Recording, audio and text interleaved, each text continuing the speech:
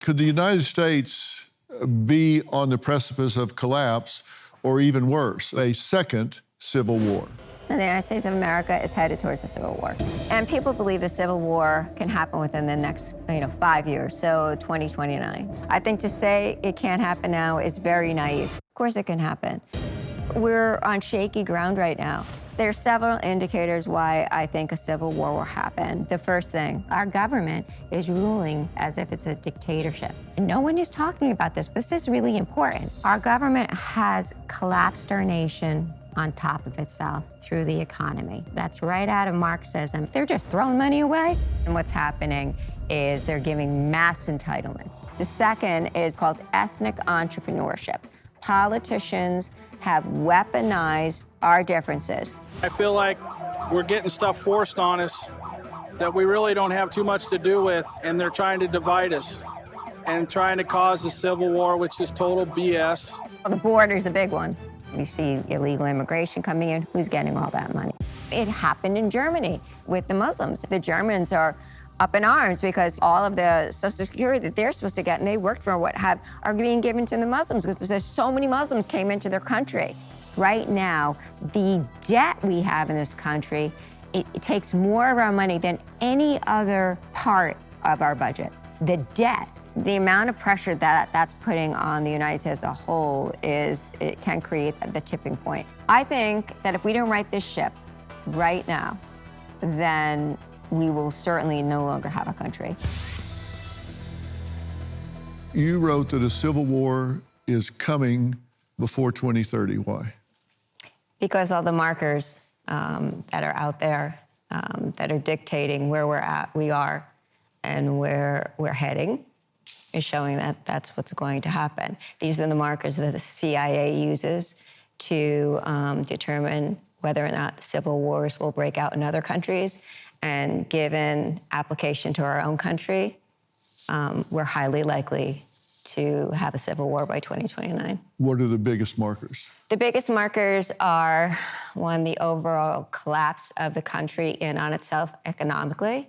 Two, the fact that we are no longer a constitutional republic, that we are half democracy, half dictatorship.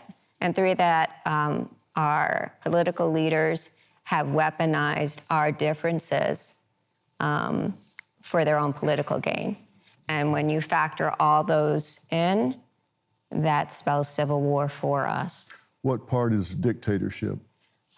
Look at the country, how it's being run. I mean, all you have to do is watch how much money has been given to Ukraine when people are starving and having a hard time. And then you have our politicians sending millions, trillions of dollars off to Ukraine and then waving of Ukrainian flags in our house. If that doesn't spell dictatorship, we have no control over our government anymore.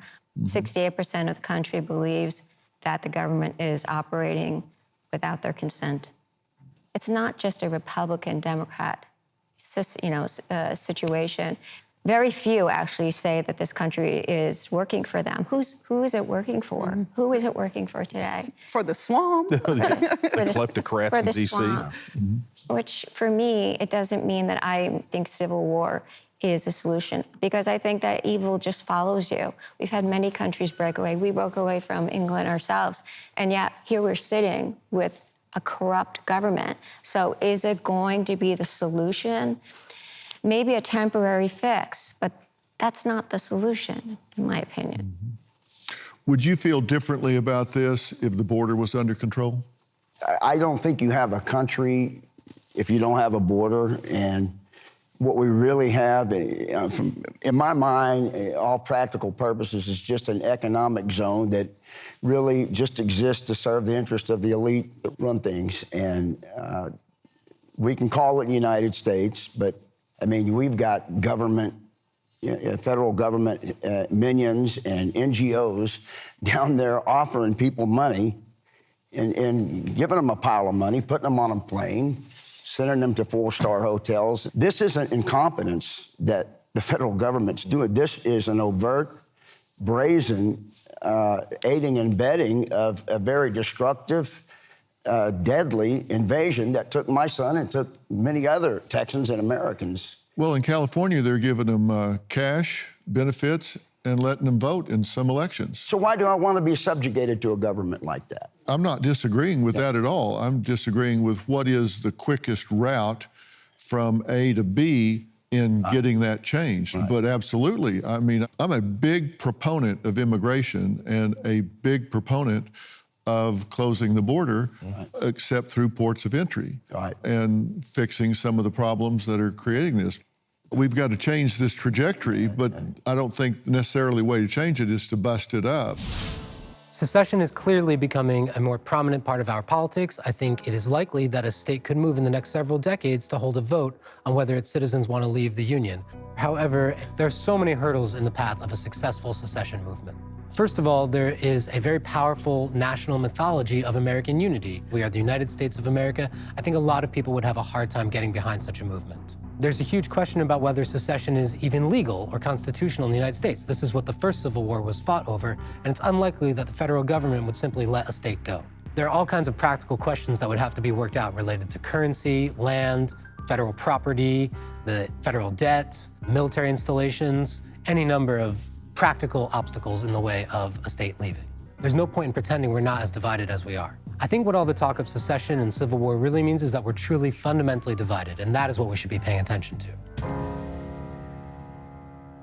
Well, Richard Kreitner joins us now, and he is the author of Break It Up, Secession, Division, and the Secret History of America's Imperfect Union. What are your thoughts on what you've heard so far? I think I disagree with quite a lot. You know, to say that we're in a dictatorship and to cite as evidence for that people are waving Ukrainian flags, or just a disagreement about what we do with our tax dollars, you know, military spending or foreign aid or something versus stuff at home, that's a normal, everyday political dispute. I think there's also a serious kind of underestimation of the obstacles to secession. Texas does have the 8th largest economy. Would it have the 8th largest economy the day after leaving the United States? I really don't think so. I also think there's an element that we should talk about, which is that this is what Russia wants. You know, Russia is a master of disinformation, and over the last 8 years has seized on every little blip of secession talk. And I'm not saying that we shouldn't talk about secession. I wrote an entire book about it. I think we should. But we can't talk about this outside the context of how foreign powers, foreign adversaries have looked at this idea of disunion throughout the centuries, and look at it now. Well, I think there's no question what you're saying is right. This kind of thing is certainly pushed by foreign governments. They love to hear us talk about this. They love dissension. I can tell you that I interviewed Donald Trump, and as soon as I interviewed Trump, tens of thousands of bots swarmed the internet, criticizing every word of this, every word of that, criticizing even doing the interview. And we identify them, and several of them were deployed out of Russia. Right. And we're talking tens of thousands. I don't think we're nearly as divided as people think. I think a lot of this division is within, not between states. And I think those fires are getting fanned by foreign interests.